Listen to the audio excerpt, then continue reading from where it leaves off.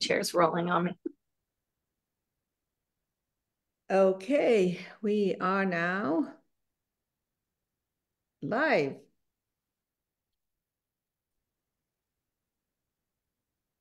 Okay, I'm going to go back to the screen, the main screen with you, so I don't get distracted with what is happening on Facebook.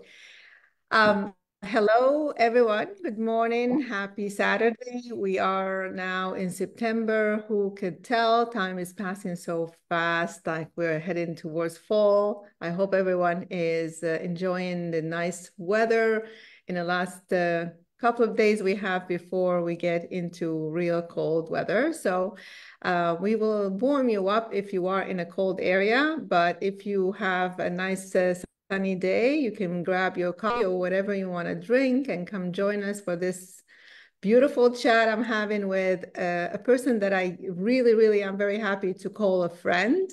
Robyn Giffin is a coach, a transformational coach.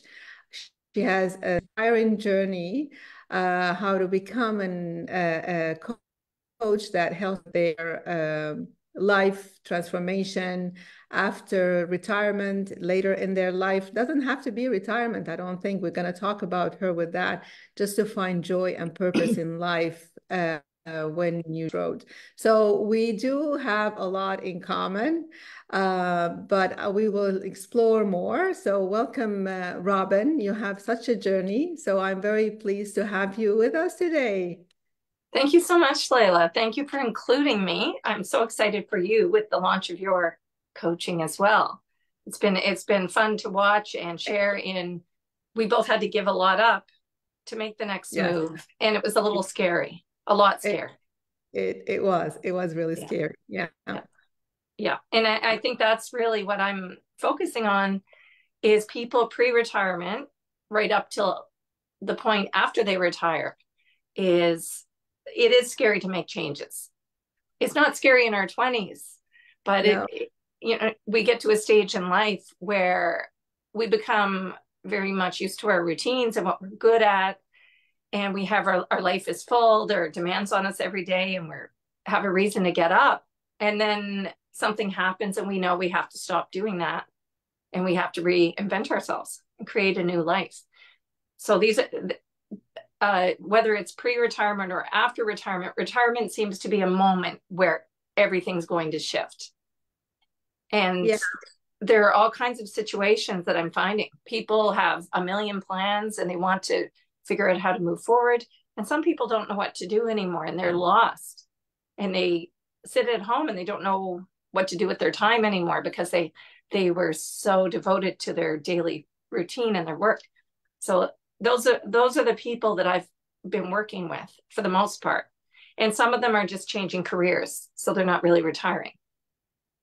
Yeah, well, that is exactly what it is, because when you know yourself to be something for a prolonged period of time, like being a teacher, being an engineer, being a doctor, being a nurse, whatever that your or even like being selling in a retail shop or owning a small business, and you get to a point that this is what you've been identified as is no Mm-hmm. longer is, you come to a point like, who am I? Like, and then Yes. they, what am I here for? What they feel loss of value or worthiness, Mm-hmm. and start to doubt if they can continue in their life. And it's a very critical moment in life for people. And as you said, it doesn't have to be the official retirement. It could be a shift of career or something like maybe a health incident that made them Frozen. change that form job. Oh, I was frozen. Okay, I'm Um, sorry, yeah. because I have this internet. I'm not sure what's happening, but am I good now? Yes, you are, and it did catch up. Just so you know, I did hear what you said. Okay, but it comes on so quickly, maybe like whoop, It afterwards. it was brief enough that we're okay. But Okay, if how about I'll ask you to repeat if I feel like I didn't hear you because I know our audience won't hear. okay, Yeah. okay, great. Yeah, so yeah, what I'm saying is that when even if you are just like having a health issue that caused you to change what you do, say you are like working on a machine or machinery, or you need some physical activity, and you are not able to do that, so you need to find something different. It is a pivotal moment in the life of everyone, and it's Mm-hmm. great to have someone like you to help people trying to find their purpose. So before we talk more about your coaching, Mm-hmm. how did you come up with working in that field? What triggered you or motivates you to say, I want to help people in that area? If you want to tell us more. Well, when I started to study coaching, it was before 2010, around 2007. And I've done some side coaching through the years. But eventually, you have to decide what is going to be the area and who do I want to coach.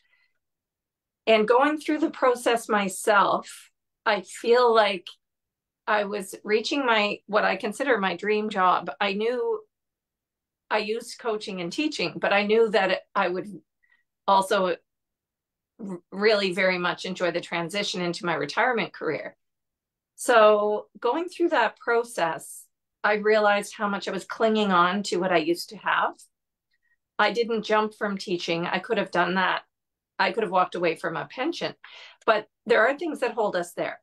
Our children are going to college, they need support, we have security, medical benefits, and of course the pension.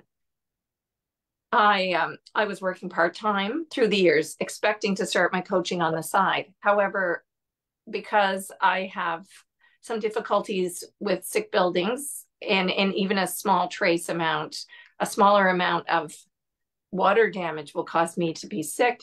So it took me 20 years to figure this out. And once I Wow. knew it, I still didn't choose to leave. I could have left knowing my health was being jeopardized, but I didn't. And when I look back at that, I think, what was I so afraid of at the age of 45, for example? So what if I had to leave? I could have started something new and had 20 more years, but I didn't. And I see that for someone who embraces change, it was hard for me to take a final step away.